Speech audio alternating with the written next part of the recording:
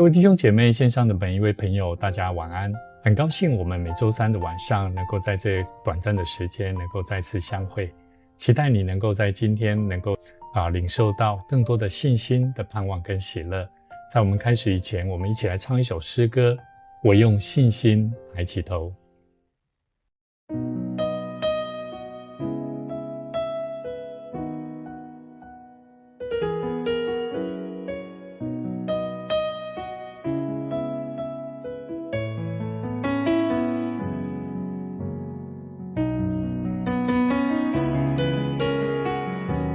无论你遇到生命当中任何的难处，在祷告里面来经历神。世界不能给我温暖的时候，我用信心抬起头。蓝天白云总会再次提醒我，我的天父关心我。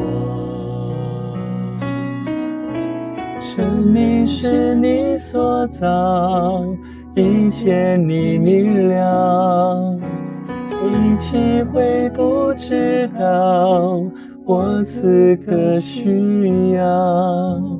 有没有人陪我不再重要，你的同在温暖我。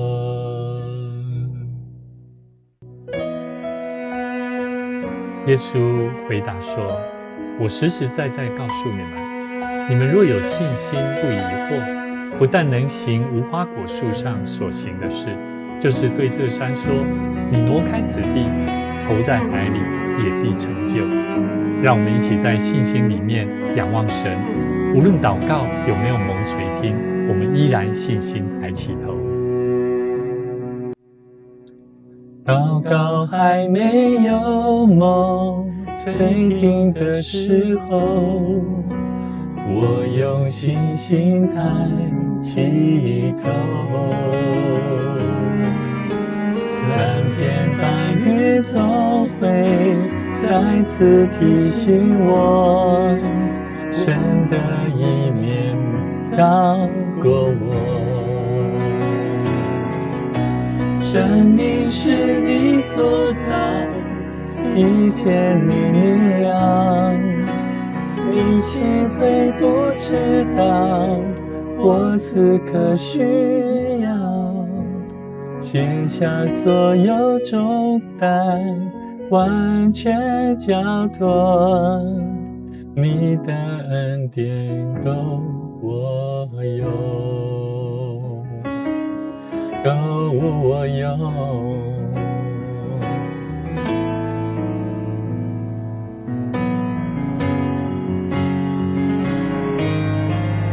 人生旅途走到终点的时候，主啊，求你帮助我，擦干所有眼泪，没有惧怕，你的荣光照耀我。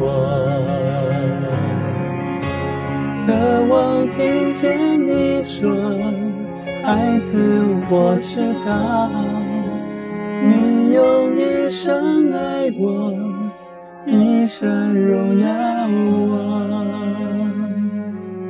雨后的天空有美丽彩虹，我用信心抬起头。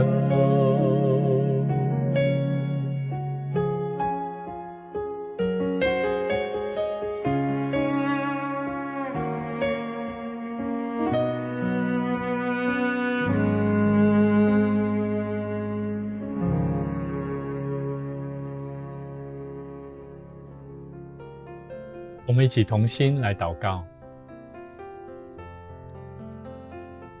主啊，谢谢你透过这首诗歌再次提醒我们，虽然世界有时让我们感到冷淡，虽然我们的祷告好像不被蒙应许的感受，但你的同在依然在温暖我们的心。主啊，我们要承认，我们要在你面前再次承认，许多时候我们是用眼睛在看我们的生活。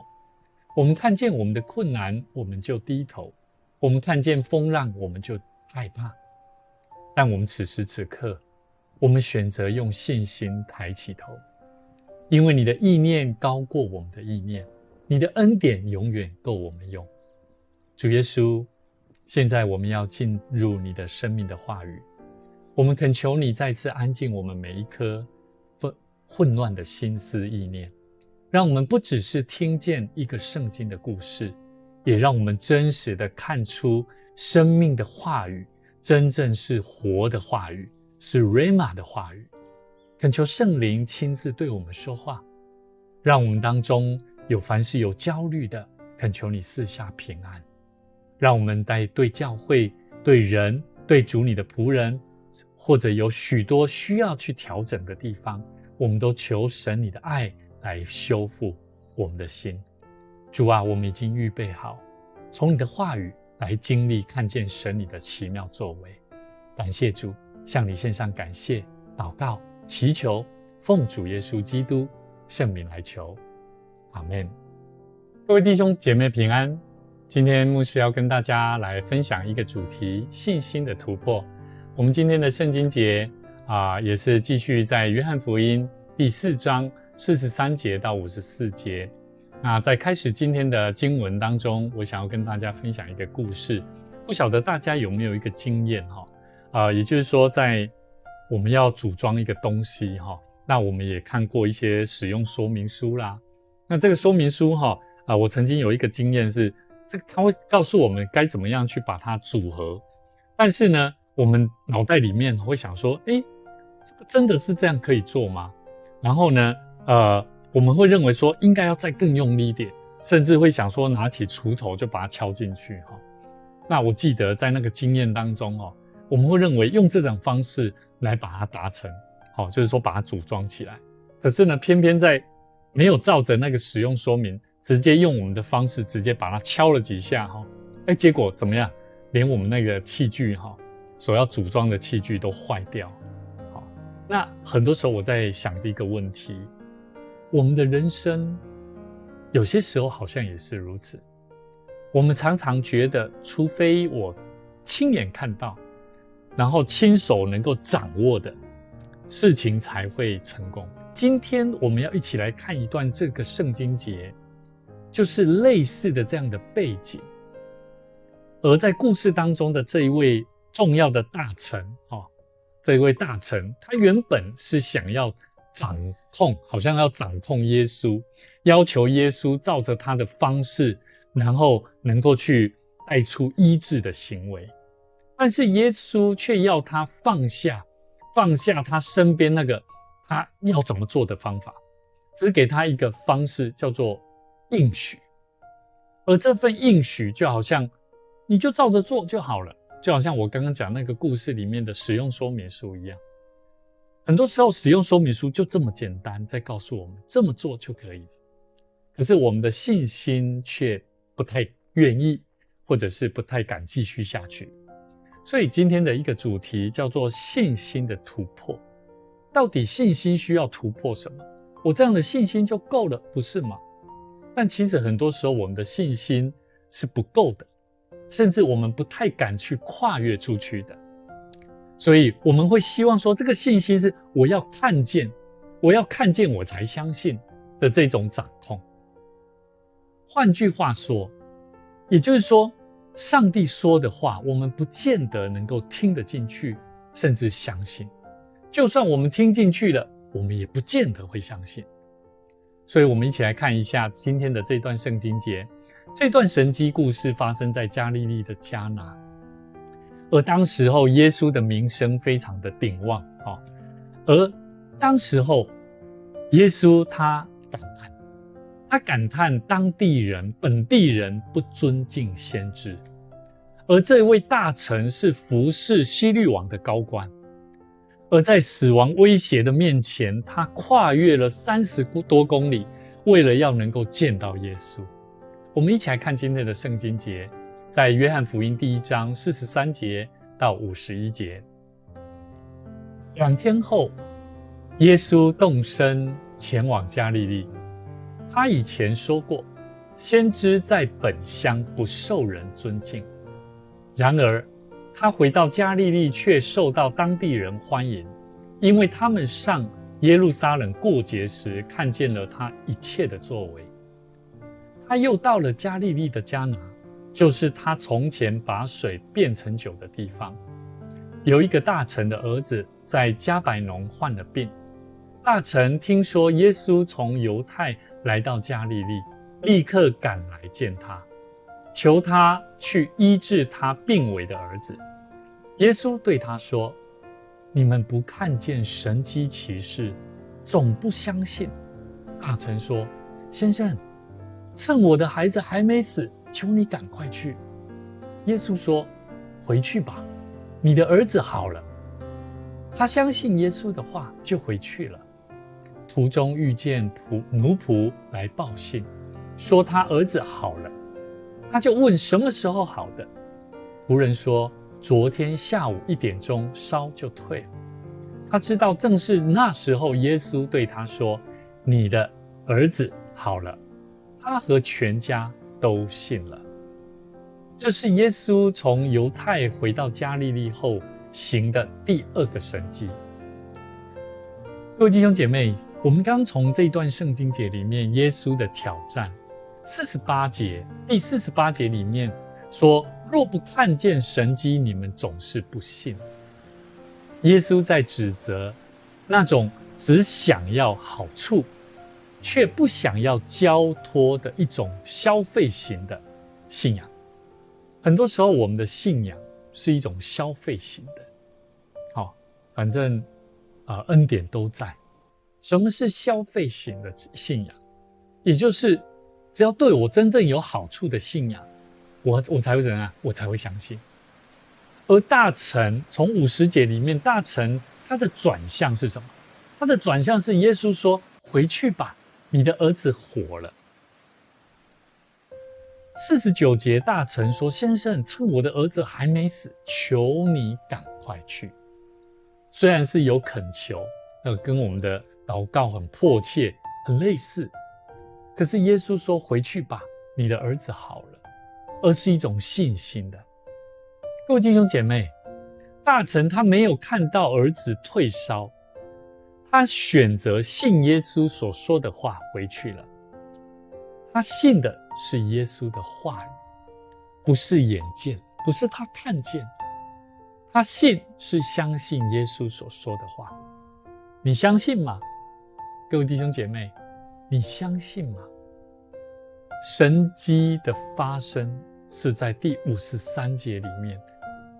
从51节耶稣说：回去吧，你的儿子好了。他相信耶稣的话，回去，有行动力，带出了行动。51节开始，他途中又有一个插曲，奴仆来跟他报信，而说他的儿子好了。他就问什么时候，他去检验整个事件的发生是否如同耶稣所带给他的那份信心。所以各位弟兄姐妹，我们看见这位大臣，他的信心是去检验，是从他一开始的行动之后，他还有去检验之后呢，不仅将这份祝福带到他自己的生命，还带给他的家人，他和全家都信。所以各位弟兄姐妹，在我们生命里面，我们看见大臣他得知孩子退烧的时候，那个时间点正是耶稣正在对他说话的时候啊。所以各位弟兄姐妹，上帝的话是带有跨越时空的什么权柄。所以各位弟兄姐妹，我们必须要常说，我们常跟神说，除非这笔生意谈成了，除非我的家人怎么了，我的老公我的太太跟我道歉了，不然我没办法相信你。除非我的家人改变了，不然我没办法相信你。我们时常把神当作好像服务员一样，有需要就叫他来，没有需要我们连理他都不理他。各位弟兄姐妹，神不是让我们这样才相信的。我们需要突破的信仰是什么？即使我们的身在水深火热当中，我们依然怎么样？我们依然相信主的每一句话。所以各位弟兄姐妹，我们相信在教会里面，我们必须要要营造一个很重要的信仰文化，就是看不见预期的结果的时候，我们依然相信神的大能。所以各位弟兄姐妹，我们在教会里面，当我们看见无法预期的结果，很多时候我们从牧者身上，我们从长子同工团队身上传递了一个教会即将要做的事情的时候，不晓得你会不会有一种好像这个有可能达成吗？很多人大部分都是这样的心思意念。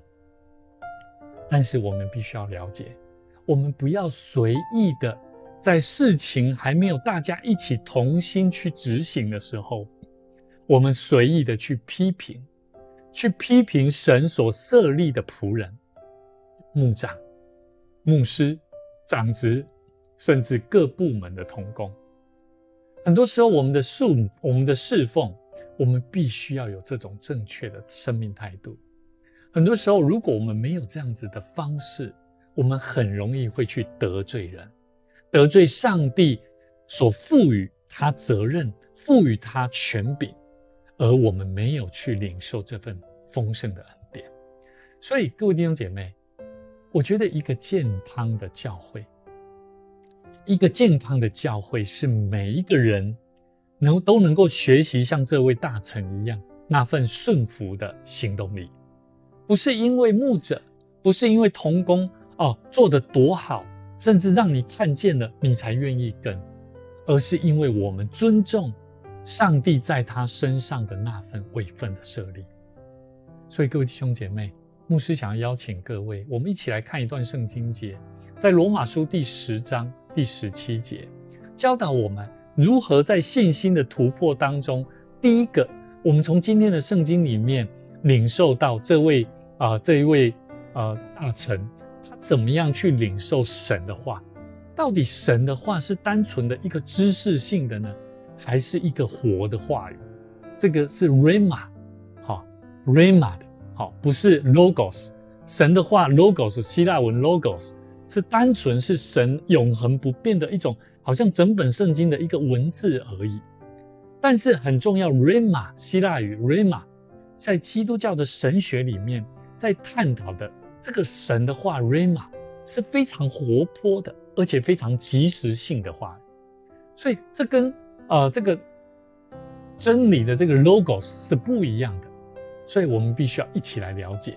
我们来看罗马书第10章17节说，可见信道是从听道来的，听道是从基督的话来的。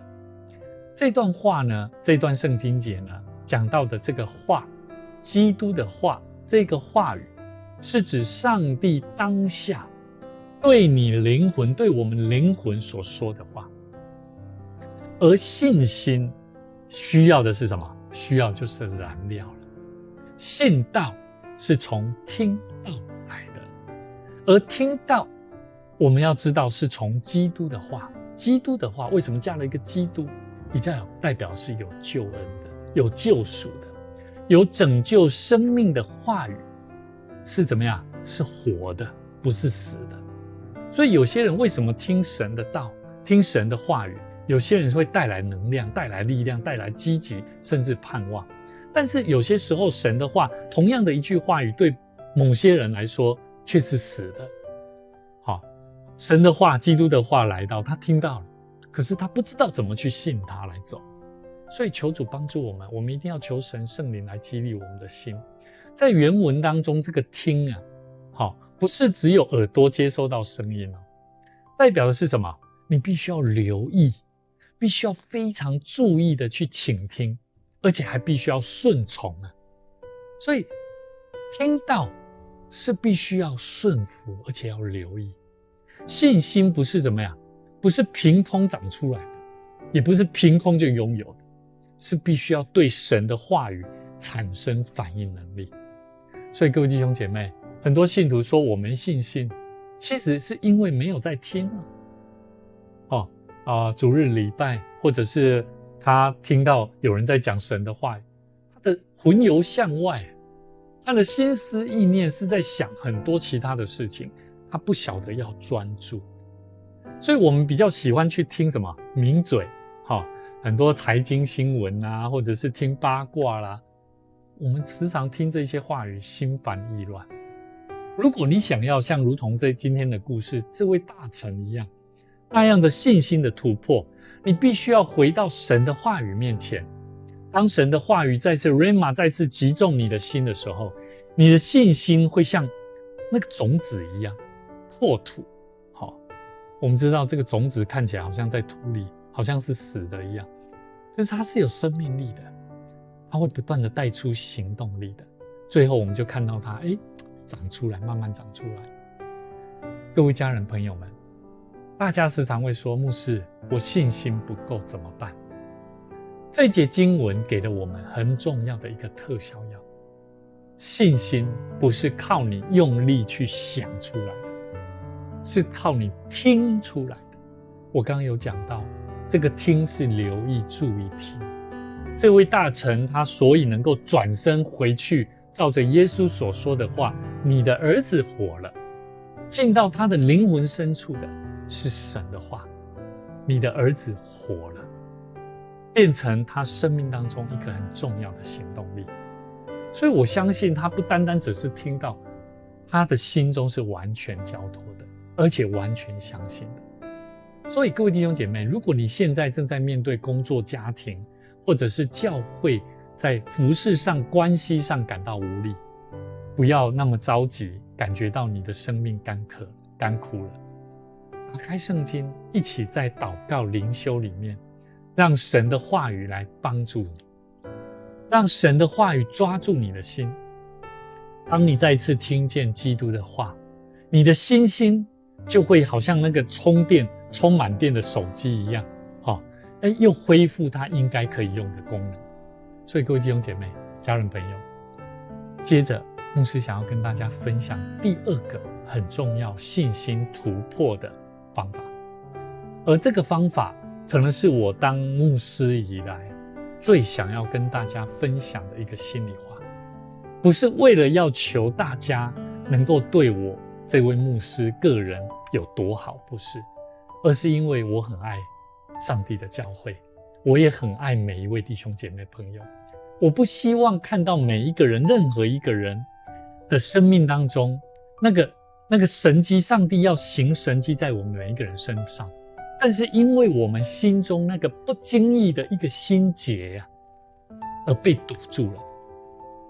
我觉得这个是很重要的一个提醒。在我们今天看约翰福音的圣经节当中，第44节有讲到，耶稣他感叹的说，先知在本地是没有人尊敬的。其实这句话其实藏着一个属灵上的灵性上的一种遗憾。当一个地方失去尊荣的氛围，很多时候当神的先知、神的仆人来到我们当中要对我们说话的时候，上帝的大能够在那当中行出奇妙的变化的时候，往往因为我们一个不经意的心结而堵住了上帝丰富的应许。所以各位弟兄姐妹，牧师想要鼓励各位，我要对每一位弟兄姐妹提醒，我们一定要好好的爱护我们教会的每一个牧者，每一个同工。可能是教会里面在播放 PPT 直播，或者是每一个音控的同工，主日的招待，还有教会财务很多精打细算的这一些长子同工，牧师期待你们能够对他们说一声谢谢你，有你真好。我相信当我们用这样子的态度跟生命，我们就是在尊荣上帝在这一些人身上他美好职分的交托，我们给他一个鼓励，给他一个尊荣。各位弟兄姐妹，我们也要对我们教会的牧长，虽然我们的教会，我们的牧长，或许他也有不完美的地方，但是当我们每一位信徒同工，我们选择用祷告来代替批评，我们的属灵生命的那份信心就会怎么样？就会突破，而且我们就一起来守护着上帝的教会，这一个属灵的大家庭。我们一起来看一段圣经节，在帖撒罗尼迦前书5章12节到第13节说：弟兄们，我们劝你们敬重那在你们中间劳苦的人，就是在主里面治理你们、劝诫你们的，又因他们所做的工，用爱心格外尊重他们，你们也要彼此和睦。各位弟兄姐妹朋友，今天我们看见圣经的故事里面，那位大臣在回家的山路上，手里空空的，但他心里面是满满的。你现在是否也曾经走在那个靠着信心回家的路上？这个礼拜牧师鼓励各位，不要去想别人有没有对不起你，而是你要去想，这一周我有没有对哪一位同工、哪一位家人亏欠那份应该有的敬重，打个电话，传个讯息，或者是当面给他一个微笑，一个小小的动作，都是对你来讲都是一个信心极大突破的开始。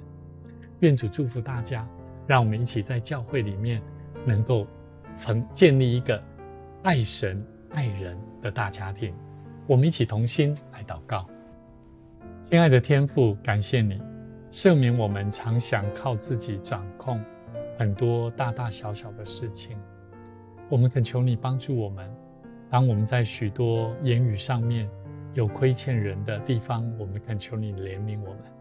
今天我们用信心抬起头，我们从你的话语恳求你把那句带有能力的话放在我们每一个人的心里，让我们能够在家庭、在工作、在教会当中，我们都能够看见神你所要赐给我们那如同雨后所带给我们的彩虹那样的美丽的生命，再次带到我们的生命当中。